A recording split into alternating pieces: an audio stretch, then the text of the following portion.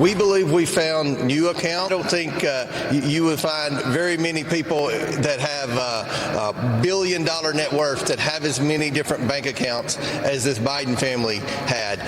Many of these were shell companies, as you and I have discussed, Maria, companies that sole purpose was to launder the money that the Bidens were receiving from China, from Romania, from Russia.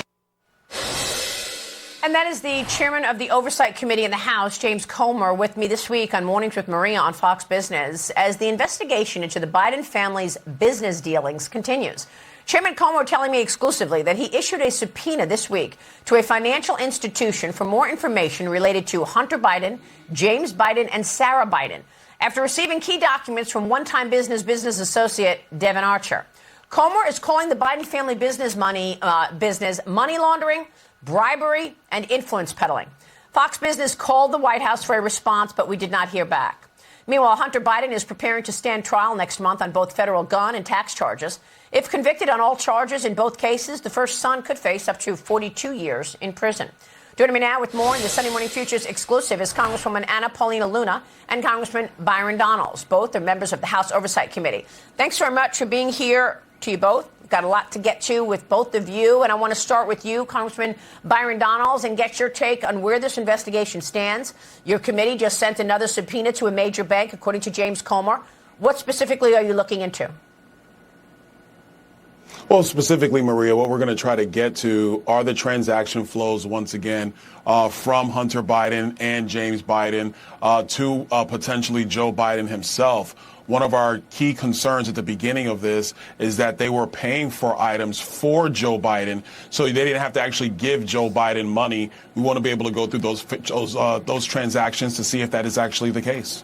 Well, you know, Anna Paulina Luna, we've been following this story now for a couple of years. And in the meantime, you've got this trial of President Trump and 91 indictments. I want to get your take on the judge, Juan Merchan, and his daughter allegedly having ties to the Democrats. How do you see this trial playing out right now in New York City for President Trump? You know, if the American people were in the courtroom the way that we were and could see what we saw, I think that they would also realize that this is nothing but a Biden-targeted trial in an attempt to smear the president before the upcoming election cycle. But, Maria, I want to point out something really important to note. You know, in that courtroom, they played actually recordings of Collins saying that the New York justice system was completely corrupt. And you could see Merchan moving in his seat. Not to mention, you mentioned something really important. You know, Judge Merchan's daughter is raising funds for a lot of these Democrats that are then turning around and using House oversight in order to try to investigate and change the topic of discussion away from the president and his son's business dealings. And so it's very interesting to me. But again, Maria, I think the president's going to win. He's in great spirits, and he has an incredible defense team that's really exposing this for what it is, which is a sham. Byron Donalds, how do you see it? You were there as well, supporting President Trump at the Manhattan trial. What can you tell us? I agree with my colleague 100%. This trial is a joke. Judge Merchan, he has major conflicts of interest. People forget he donated to Joe Biden directly. It is very rare for a judge to make political contributions. This judge has donated to the political rival of Donald Trump. He should be off the case. But even bigger than that, when you look at all the evidence or lack thereof brought by the prosecution, you realize there's no crime here. So Judge Merchan should do the right thing. He should throw this case out now. But I believe there is probably going to be at least 1, 2, maybe 3 jurors who are looking at this information. They're also looking at the fact that Michael Cohen cannot be trusted. The man is a liar. He's been conflicted on the stand, caught in lies on the stand. I believe that Donald Trump's going to be victorious, but it's a shame what they have done to the judicial system in New York. Do you think that the Supreme Court is watching this and taking all of this in as it continues to debate whether or not President Trump has presidential immunity? I mean, you know, if you're looking at this now and you've got a question on whether somebody has presidential immunity, do you want to keep doing this every cycle where one president is trying to take down its political enemy? Do you think that is part of the Supreme Court's thinking here? Most certainly. Well, I think I'll give it to Anna what's happening in a minute. right now. Sorry, go ahead, Anna, go ahead. No.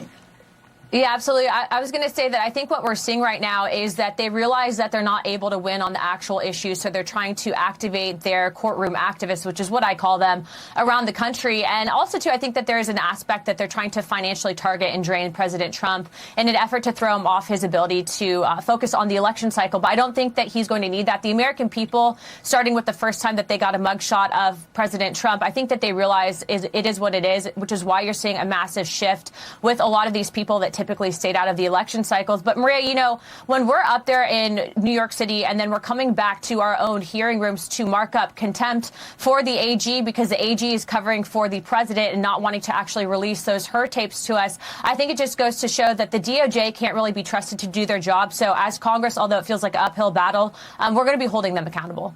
Well, I mean, this is really an important point that you make. And Congressman Byron Donalds, that's what I want to get from you as well. I mean, people are looking at this and thinking, who are we going to trust? How can we trust a DOJ that's trying to take down the president's opponent? You know, I mean, are you going to actually be able to get any accountability? Because I've said this many times. People are so tired of the hearings, so tired of the letters, so tired of the complaining. They want accountability. People have to remember that when Donald Trump was president, he did not turn the Department of Justice or the federal agencies into political hitmen against Hillary Clinton or against Joe Biden or anybody else. He did not do that. He actually followed the law. This is the radical Democrat Party that has abused our institutions, and they are the ones that are leading to the demise of our constitutional republic. So accountability starts there. But on Capitol Hill, my colleagues on the Republican side of the aisle, we got to get serious about this. If there are agencies that you know are highly political or doing unconstitutional actions, they need to be defunded. We can't be afraid of that. We got to do what's right on Capitol Hill. Well, you make a great point, and that's really the fight within the GOP right now, right? I mean, Marjorie Taylor Greene keeps pushing that she wants a new speaker so that you don't have everything happening the way it's been done. But let me go back to the debates for a moment here, because you were both at the State of the Union address, right? I was actually at home, but I know that my colleague Byron was, yes. Okay, so what did you see when you were at the State of the Union? You heard what your colleague Greg Murphy said. He's the head of the Doctors Caucus. He says, quote, Joe Biden was jacked up. Now you've got President Trump saying he wants drug testing. Should there be drug testing before these debates?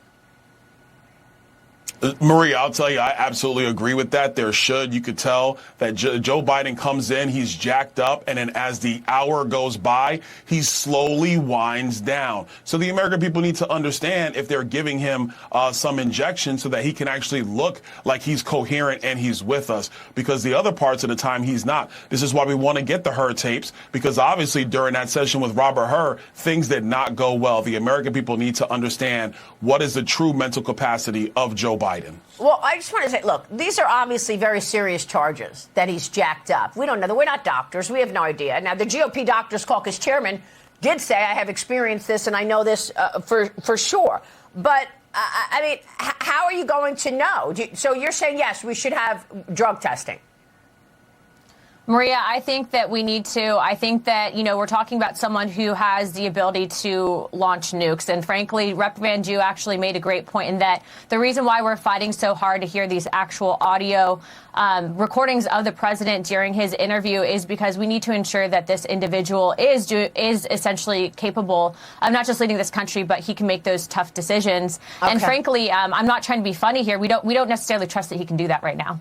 All right. Great to see you both. Thanks very much. Florida Representatives Anna Paulina Luna, Byron Donalds. Thank you so much, Congressman and Congresswoman. We will be right back. Stay with us.